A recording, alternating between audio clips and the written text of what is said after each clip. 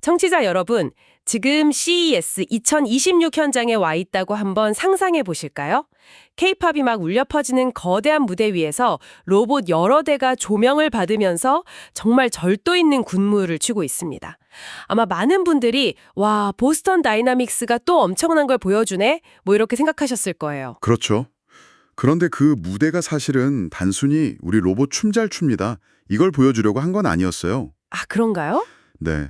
그 이면에는 아주 중요한 전략적인 메시지가 담겨 있습니다. 사람들이 보통 로봇에 대해 갖는 막연한 공포감 있잖아요. 네네, 터미네이터 같은 거요. 맞습니다. 그런 이미지를 좀 친숙함으로 바꾸려는 시도였던 거죠. 로봇은 당신의 적이 아니라 위험하고 힘든 일을 대신해줄 파트너입니다. 이 메시지를 K-팝이라는 가장 대중적인 코드로 전달한 거예요. 아, 파트너. 그 말이 확 와닿네요. 바로 그 파트너. 현대자동차 그룹과 보스턴 다이나믹스가 발표한 휴머노이드 로봇 아틀라스의 상용화 계획. 오늘 저희가 아주 깊게 파고들 주제입니다.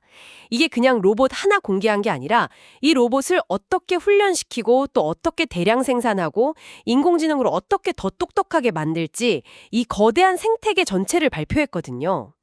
흔히들 이런 발표가 나오면 제2의 스마트폰 혁명이다 이런 말을 쓰곤 하죠. 네, 많이들 그러죠. 저는 뭐 그 잠재력에는 동의하지만 사실 넘어야 할 산은 훨씬 높다고 봅니다.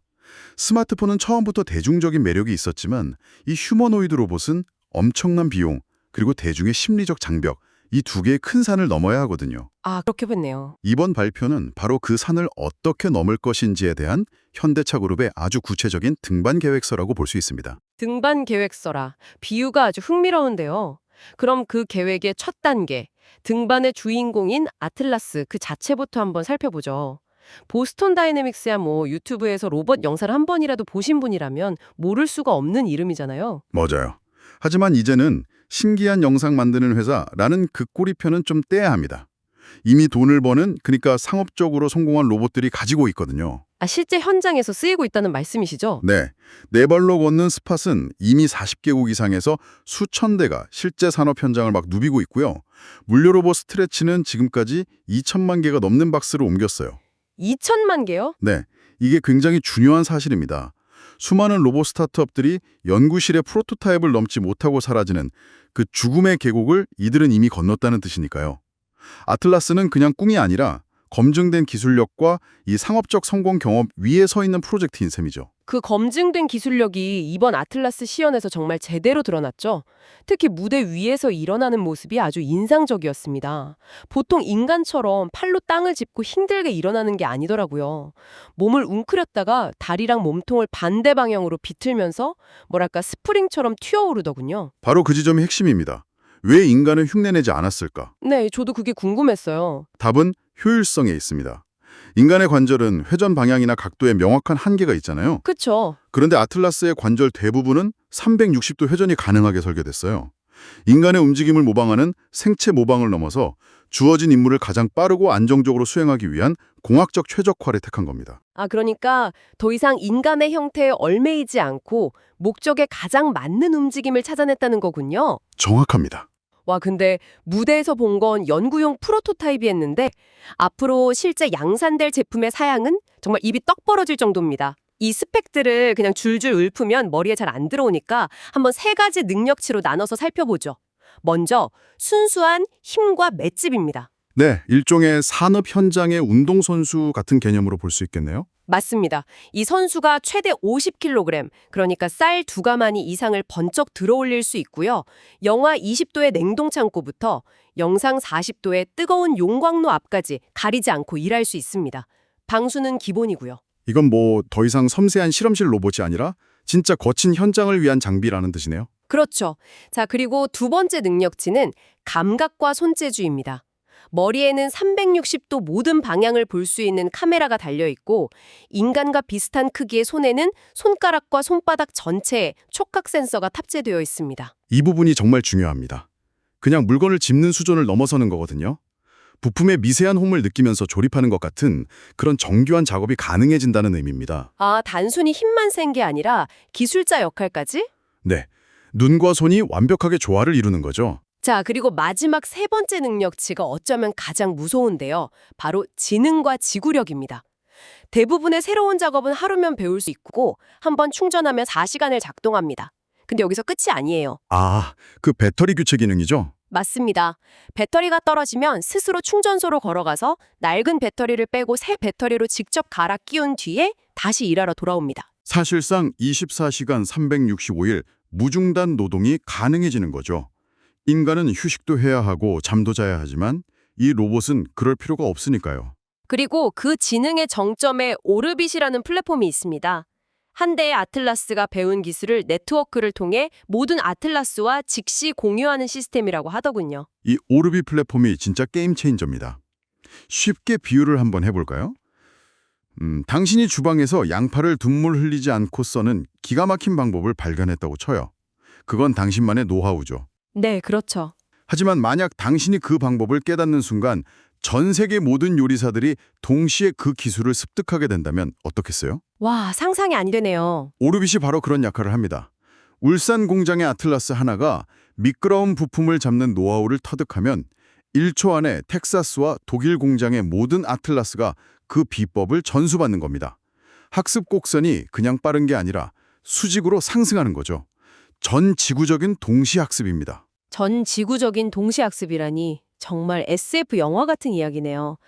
그런데요, 이렇게 엄청난 하드웨어를 만드는 것과 이걸 1년에 수만 대씩 찍어내는 건 또 전혀 다른 차원의 문제잖아요. 맞습니다. 역사 속에도 너무 비싸고 복잡해서 연구실을 떠나지 못한 발명품들이 수두룩하고요.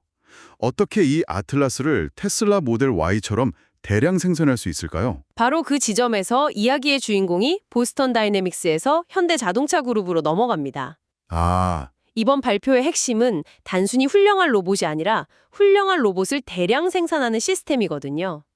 현대차는 아틀라스의 첫 고객이 되는 수준을 넘어서 연간 3만 대를 생산할 수 있는 새로운 로봇 공장을 직접 짓겠다고 선언했습니다. 연간 3만 대요.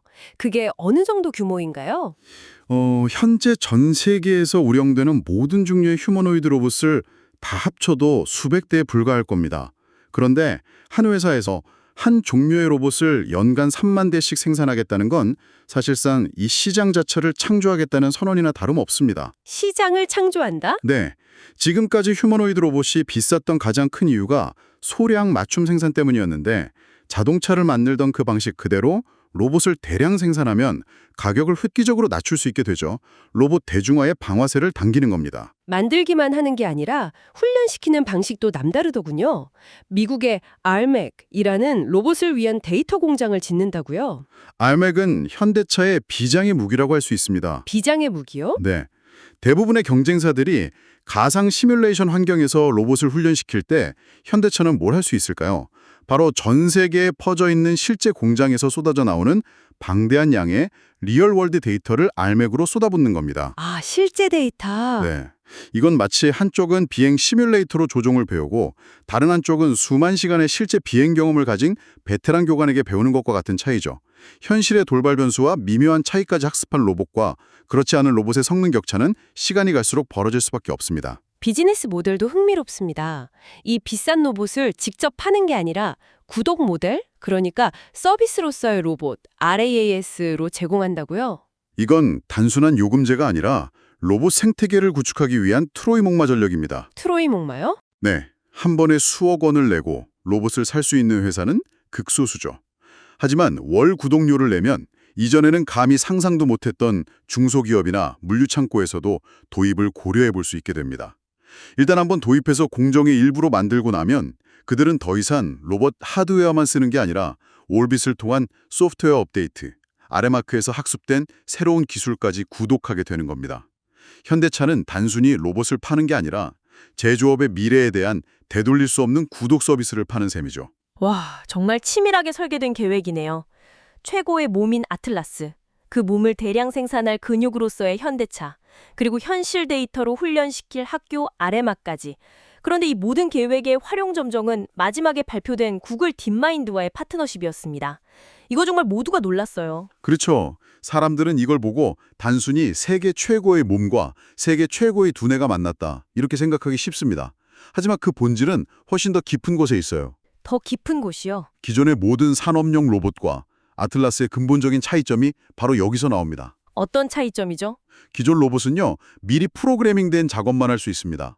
예를 들어 A 지점에서 부품을 집어 B 지점에 내려놓으라는 명령을 정확하게 반복하죠. 네, 정해진 동작만요. 하지만 만약 그 부품을 바닥에 떨어뜨리면 어떻게 될까요? 그냥 그 자리에 멈춰서 에러 메시지를 띄울 뿐입니다. 스스로 문제를 해결할 능력이 없으니까요. 아, 눈앞에 벌어진 일인데도 대처를 못하는 거군요. 맞습니다. 하지만 구글 딥마인드의 제미나이 같은 범용 AI 기초 모델을 탑재한 아틀라스는 다릅니다. 이 로봇은 주변 환경을 3차원으로 이해하고 부품이 바닥에 떨어졌다는 예상 밖의 상황을 인지해요.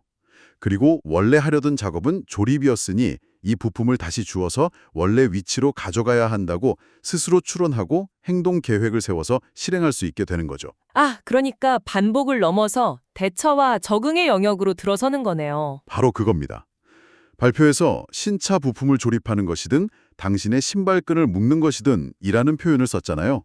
이게 바로 그런 범용성을 의미하는 겁니다. 하나의 작업에만 특화된 게 아니라 인간처럼 다양한 일을 학습하고 수행할 수 있다. 네, 그게 바로 진정한 범용 휴머노이드로 가는 길이죠. 통제된 공장 환경을 넘어서 예측 불가능한 물류 현장, 건설 현장, 나아가 우리 가정에까지 로봇이 들어오기 위한 핵심 열쇠가 바로 이 적응형 AI입니다. 오늘 이야기를 종합해보면 이건 정말 한편의 거대한 서사시 같네요.